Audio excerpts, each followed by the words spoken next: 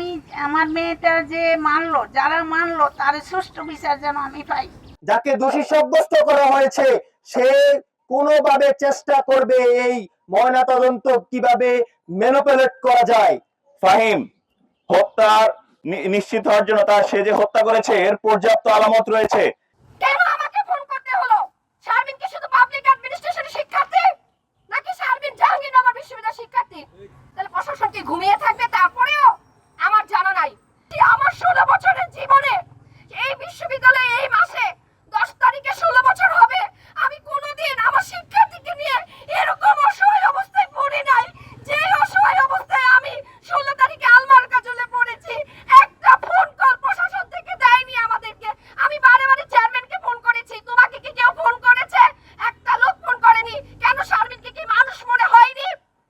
এরপরে ওকে যখন বিদায় করে দিলাম, বাসায় আমি এসে মাত্র ভাবছে মানে বসবো, এর মধ্যে 11:27 প্রক্টর ফোন করে বলতেছে আমরা শুনেছি সব করেছেন। কেন? প্রক্টরের কাজ কি? প্রশাসনের কাজ কি? সিকিউরিটি অফিসারের কাজ কি? একটা সিকিউরিটি অফিসার পর্যন্ত যায় নাই। যাই হোক, যা হবার তা হয়েছে হোক। আমি যে বিভৎস সময় দেখেছি একটা শিক্ষার্থীর পাশে, এমন করে কাউকে দাঁড়াতে আমি দেখিনি। শিক্ষার্থী বান্ধব বিশ্ববিদ্যালয়, জাহাঙ্গীরনগর বিশ্ববিদ্যালয়, এখানে যে দৃষ্টান্ত উপস্থাপিত হয়েছে 16 বছরে এই প্রথম আমি দেখেছি এই বিশ্ববিদ্যালয় একটা শিক্ষার্থীর জন্য এরকম নির্মম আচরণ প্রশাসন থেকে হতে পারে। আজ পর্যন্ত উপাচার্য মহোদয় আমাদের একটা ফোন করেনি, চেয়ারম্যানকে একটা ফোন করেনি। একটা প্রক্টরের ফোন কল কি যথেষ্ট? আজকের মানববন্ধন তো তারা আসতে পারতেন। একটা সিকিউরিটি অফিসার এখানে নেই, এতগুলো ছেলে মেয়ে আছে। আমার প্রত্যেকটা ছেলে মেয়ে যদি এখন স্ট্রাইক করে ডিসি অফিসে গিয়ে দাঁড়ায় যায় যে এই রিপোর্টগুলোর জন্য কথা বলেন, তখন কি করবেন ডিসি সাহেব? আপনি নীতির কথা বলবেন শুধু কাগজে? বক্তব্য দিয়েছেন, আপনি সুখ প্রকাশ করেছেন আমার বাচ্চার জন্য, আপনি একটাবার কল দিয়েছেন আমাকে অথবা চেয়ারম্যানকে অথবা শারমিনের মাকে? আপনি কিভাবে ভাইস চ্যান্সেলর হয়েছেন? শিক্ষার্থীদের জন্যই তো। আপনি শিক্ষার্থীদের অভিভাবক তো। আপনি কি শুধু একা? আপনার দুইটা প্রভাইস চ্যান্সেলর নাই, ট্রেজারার নাই, শিক্ষক সমিতি নাই, কেউ নাই? আমরা কি একা? আমরা কি পাবলিক এডুকেশন ডিপার্টমেন্টের বাইরে শিক্ষক? আমি যে কি হারাইছি আমি নিজেও বলতে পারি না। তোমরা বাবারা সবাই জানো, তোমরা লেখাপড়া করো, আমার কথা বলার মতো কোনো ভাষা নেই।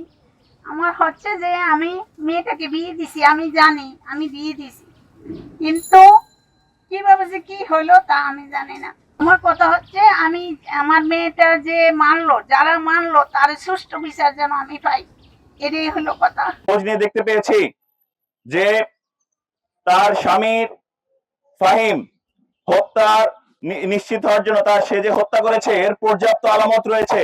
তার সে যে খুনি সেটির পর্যাপ্ত উপাত্ত পুলিশের কাছে রয়েছে, কিন্তু তার স্বামী যথেষ্ট চতুরতার আশ্রয় নিচ্ছে। সে তার জবানবন্দি বারবার পরিবর্তন করছে।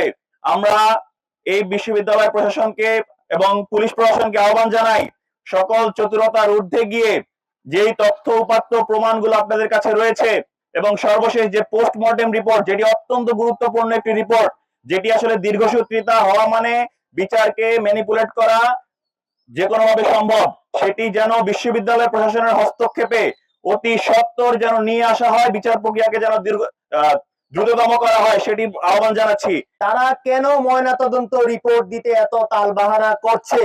এর পেছনে কোনো ষড়যন্ত্র আছে কিনা সেটি খতিয়ে দেখতে হবে। আমরা মনে করছি যদি ময়নাতদন্ত রিপোর্ট দিতে দেরি করে তাহলে যে অপরাধী রয়েছে, যাকে দোষী সাব্যস্ত করা হয়েছে, সে কোনোভাবে চেষ্টা করবে এই ময়নাতদন্ত কিভাবে ম্যানিপুলেট করা যায়। আমরা তাই বিশ্ববিদ্যালয় প্রশাসনের কাছে আহ্বান জানাচ্ছি। ইতিপূর্বেও বিশ্ববিদ্যালয়ের সকল ছাত্র সংগঠন আহ্বান জানিয়েছে যে দ্রুততর সময়ের মধ্যে এই হত্যাকাণ্ডের বিচার হতে হবে।